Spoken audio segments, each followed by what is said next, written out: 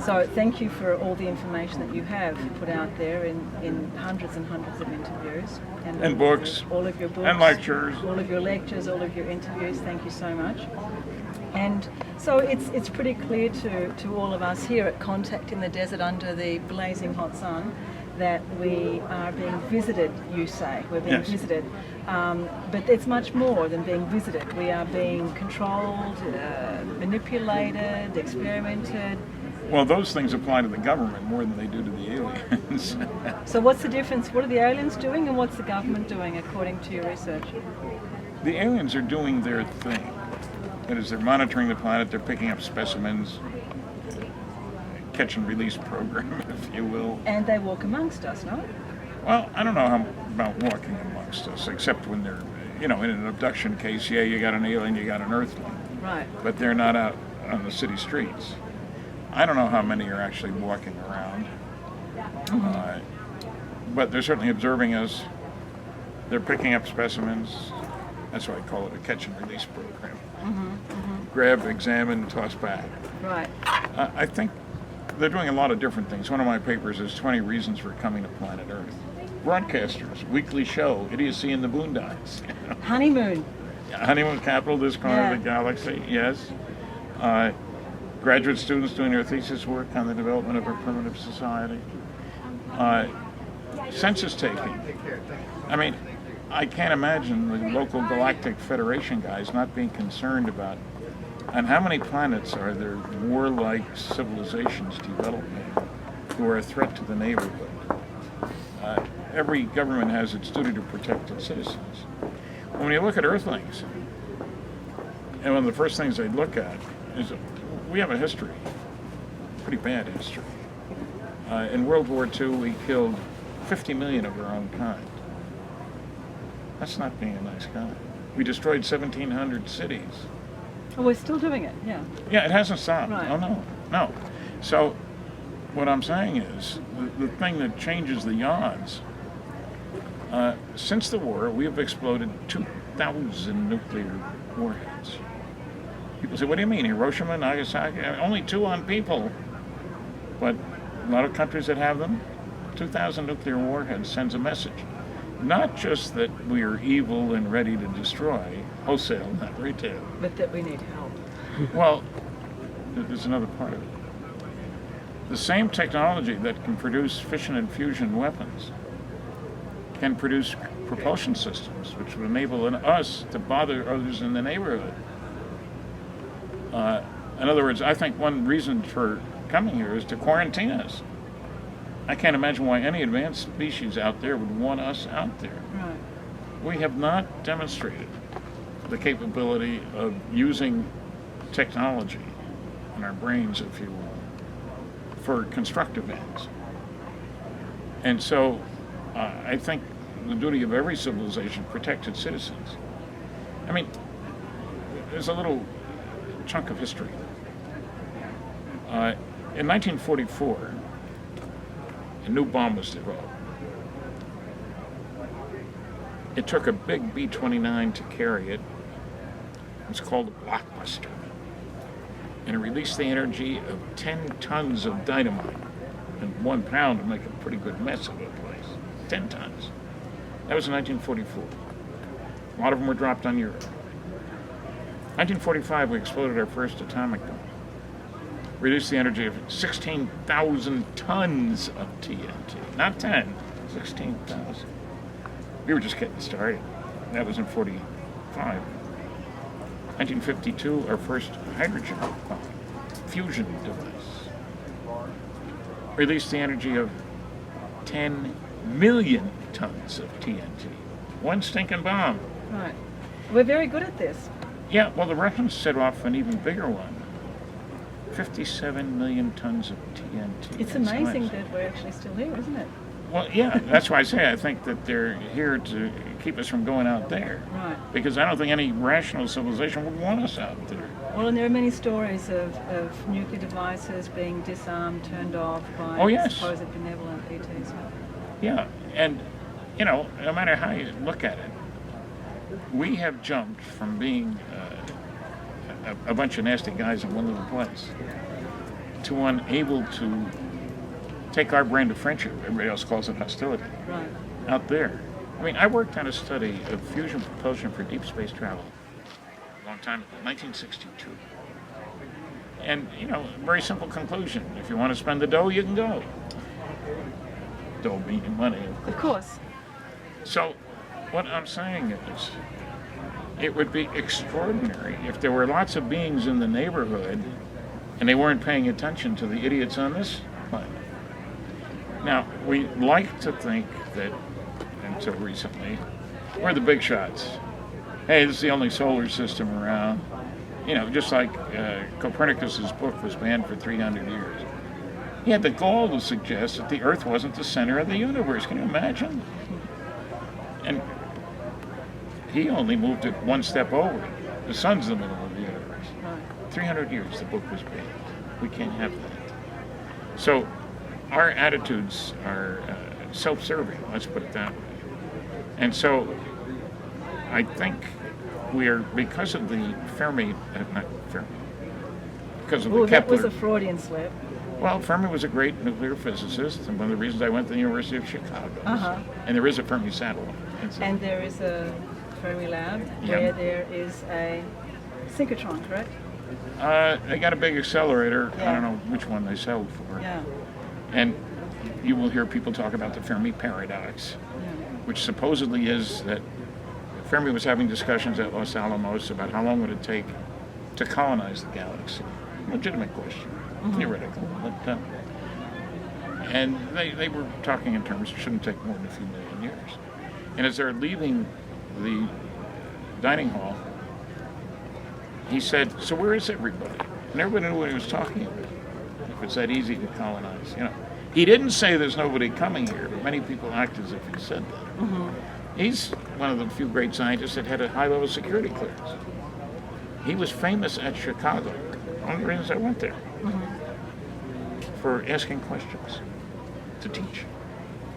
The sky is blue. From that you can draw a lot of physics conclusions and so forth. But don't you think that we are already in the process, like the secret space program? I am not. I'm sure there are aspects of the space program that are secret. It goes with the territory, no matter. Look, I worked on classified programs for many years, and many people are simply unaware of how much money is spent on big classified programs. When I was working on nuclear airplanes, 1958, General Electric. That year we spent $100 million, when that was a lot of money. Right. We employed 3,500 people, of whom 1,100 were engineers and scientists. So it wasn't 6 professors and 20 grad students. Major effort. Lockheed developed the stealth aircraft, spent $10 billion in 10 years. So there are loads of classified programs, many of which don't go anywhere. We never produced a nuclear-powered airplane. Sorry, guys, but that's the way it is. So I am not convinced that we have sent Earthlings to Mars, that we have set up a base on the backside of the moon. You can't prove a negative. It's very hard to do that. But just because it seems like an interesting thing to have done doesn't mean it happened. You need evidence. Research by investigation, not by proclamation. I know there are people, there are books saying we've sent a dozen guys to Serpo and other places like that. Right, all the whole super soldier program, all of these young men women coming forward. Yeah. And there are a load of phony stories being told all the time. It's always been the case. So I am not yet convinced. I'm convinced that the evidence is overwhelming. The planet's being visited by intelligently controlled extraterrestrial spacecraft. Right. I'm convinced we're dealing with a cosmic water game. Some few people involved. Right. Easy to prove that. I could show you 156 pages of top secret NSA UFO stuff. You can read one sentence per page.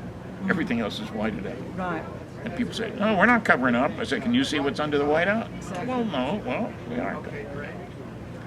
But that doesn't mean because there are classified things being withheld that every story that's going down the pike is true.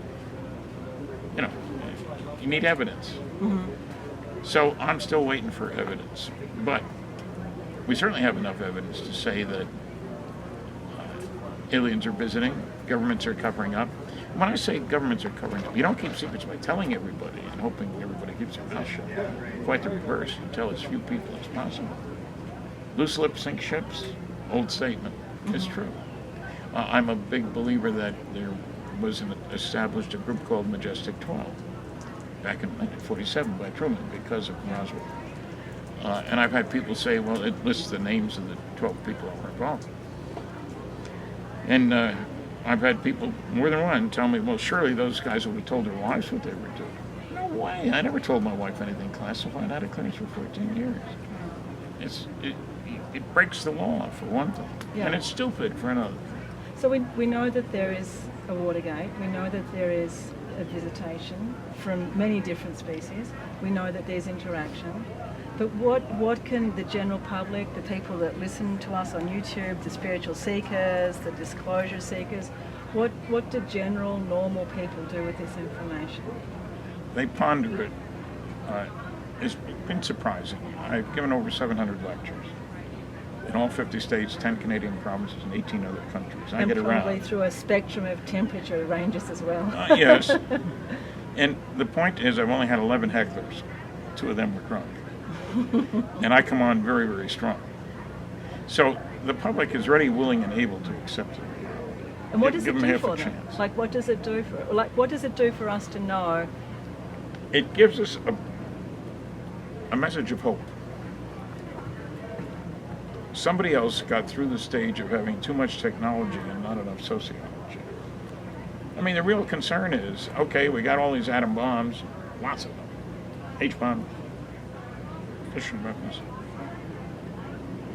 We're going to destroy ourselves, aren't we? Well, somebody went through that stage and didn't. They're coming here. If they are coming here, they didn't destroy themselves. Mm-hmm. Now, they seem to be humanistic about what they're doing. For example, the cases where aliens have interfered with Minuteman missiles on the launch pad that have nuclear weapons on the top, and shut down 10 in a row. Can't happen, the experts say, but it did. So I hear what you're saying, that they could be coming here because they have so-called surpassed the warlike on their own planets, but it also could be that they have also been the victors in the war, or we could go a step further and talk about the PPAI? I think if they wanted to destroy us, they would have. And what about the artificial intelligence, non-human intelligence, the predatory, pathogenic? That smart guys will learn how to control. It may sound like a contradiction, but I think we've always tried to use Mother Nature to our advantage. You know, whether it's solar power. The sun is giving us all that energy for free. Well, we got to learn how to use it. We got to have to extract it. Right. So I'm not worried about them really being really bad guys. If you look at the abduction cases, and there are lots of them. I'm co-author of a book with Kathleen Marden, Betty Hill's niece, about Capture, the William Boone Healing UFO experience.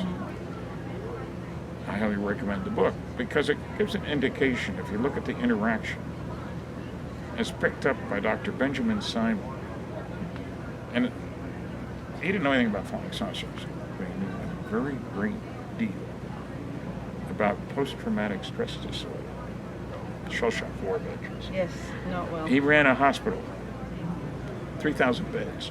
He starred in the Army movie, Let There Be Light. He said the emotional intensity, as Betty and Barney relieved the experience under hypnosis, was every bit as intensive as that in his worst shell shock war veterans cases. Coming from him, that's a meaningful conclusion, as he saw the notes. So, but nowhere in that do we see cruel, vindictive, nasty guys. It's not that they asked permission to do what they did, but they were careful. For example, they stick a needle in Betty's navel. She screams, and the leader waves his hand and the pain goes away.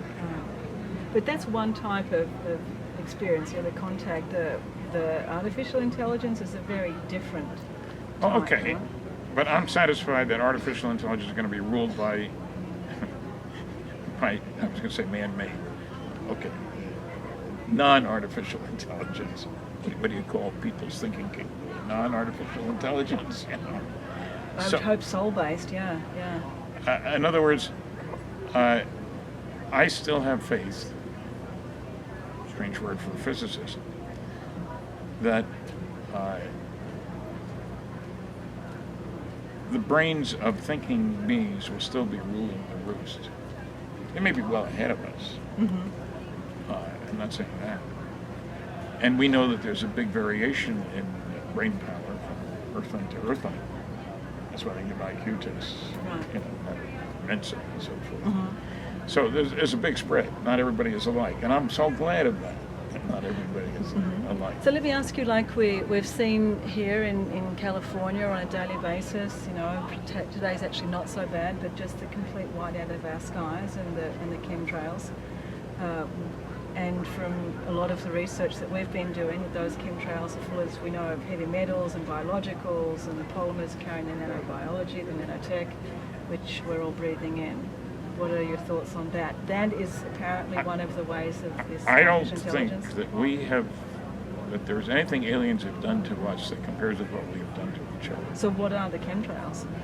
I have no idea. Some of them maybe, I presume, I would expect that some of them are of earthling origin. But you do see them every day, yes? I don't, not where I live. All right. But you're I'm aware of their I'm existence. aware of their being. Do they disrupt your sense of harmony in any way? Not particularly. We live on a planet where there are dangers everywhere. You know, the water's polluted, the air is polluted. Yeah. Medications are polluted. I think this is like the aerial spraying of humanity to me is. Yeah, but we haven't seen wholesale deaths from this. We haven't seen a fallout that says. Not yet. Well, okay, yes. I'll grant you that. Yes. But I'm just as worried about the thousands of nuclear warheads that are sitting around. Right. And when I hear a political candidate for president suggesting that we ought to have the Japanese and South Koreans develop their own nuclear weapons, why should we be protecting them? So that seems like a greater threat to you? Darn right. Right. You still feel it very strongly. Look, I'm a nuclear guy. I'm very wary of nuclear weapons. I admire the nucleus and all the good it can do for us. But I think we need to be careful. And it makes absolutely no sense to me to say, we ought to have more countries that have nuclear weapons, so we don't need to pay for them. The bigger danger is what happens with those nuclear weapons and the idiots who control how they're used. And, I mean, man has a history of demonstrating a willingness to do stupid things. Yes. I hate to say it quite that way, but that's what it boils down And to. the greatness to do great things, yes. Yes, of course. We are. And we need to encourage the greatness and discourage the stupidity. Yes. So in our last words to our YouTube Love Now movement friends, what words of encouragement would you like to put out there into the universe coming from Contact in the Desert? I'd like to say that we're not alone, that there have been civilizing influences for probably millions of years in our neighborhood. Maybe billions, but I'm a conservative guy. And I think that we need to wake up and smell the roses, recognize we're not the big shots we like to think we are. You know, 100 years ago, somebody would have said there weren't any other planets. You know, we're the only, we're it. Well, one of the books I've written is a co-author. Science was wrong. An awful lot of statements made by very smart people that were very stupid statements about what can. One guy said, "I'm absolutely sure that man will never fly any distance in a vehicle." That was 2 months before the Wright brothers' first flight. Another great English astronomer Royal, in 1956, said, "Space travel is utter bilge." He said this to Time magazine. Who would spend the money to do it? What good would it do? What we need is better instruments for astronomy. And the next year was Sputnik. And the area of science that has benefited the most from the space program is astronomy. He was totally off base. Another great British astronomer, Royal, has said only kooks see UFOs. No evidence provided. Anybody who looks at the serious large-scale scientific studies knows that's nonsense. But it's easy to make stupid claims that nobody's going to check on it. Show me. You know, that's the question that should be asked. So I'm an optimist. That doesn't mean I've given up. Mm-hmm. It means I'm satisfied that we need to work harder to spread the word that there are better ways to behave than the way we've been behaving. I had a great-grandson. I worry about the kind of world he's going to grow up in. This year, we Earthlings, that's a presumption I'm presuming from you. I know I am. This past year, we spent $1 trillion on things military. That's a crime. That's what the budget that we know about. Well, okay. Yeah. At least $1 trillion. Yeah. How many kids died of starvation? Thousands every day for years. Yes. So that's absurd. So I care about that. But I think not everybody knows the numbers. It's just like we've exploded 2,000 nuclear warheads. What? People say to me. We haven't exploded. Yes, we have. That's bad news. So we must collaborate. Yes. We must put our thinking caps on, must recognize that governments can and do lie. Terrible thing to say, but it's true. Mm-hmm. I had a clearance for 14 years. I saw examples of that when I was doing it. Right. So I think we need to wake up and smell the roses and smell the lies and recognize that we're all on this planet together. You can't segregate it. Well, we'll destroy this part of the planet. It won't have any impact anyplace else. It will too. Yes. And also, the press needs to do a better job of getting the truth out. We need a Woodward and Bernstein for the cosmic Watergate. Yes. Anybody want to try that? Come to me. I'll help you. What an invitation. Thank you so much. You're welcome. Thanks everyone. Love now.